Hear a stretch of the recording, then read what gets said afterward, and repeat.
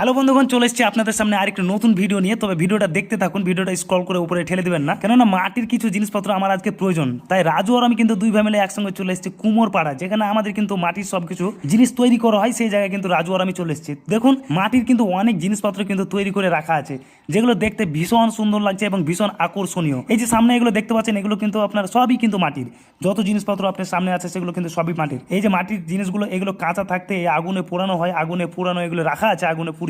এগুলো এখন এখান থেকে কিন্তু তোলা হয়নি। দেখুন, এটা কিন্তু আপনার দইয়ের ভার, মিষ্টির ভার, এগুলো কিন্তু আগুনে পুড়িয়ে, কাঁচা থাকতে আগুনে পুড়িয়ে কিন্তু এগুলো এখনো সম্পূর্ণ কাজ কমপ্লিট হয়নি।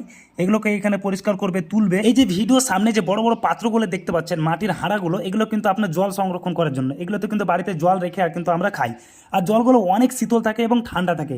তো ভিডিওটা আপনারা যদি ভালো লাগে তাহলে অবশ্যই একটু লাইক কমেন্ট করে শেয়ার করে একটু পাশে থাকবেন। আর এই নিয়ে ভিডিও কিন্তু আরও সামনে খুবই সুন্দর সুন্দর ভিডিও আসছে আপনাদের সামনে, তো দেখতে ভুলবেন না। থ্যাংক ইউ, ধন্যবাদ।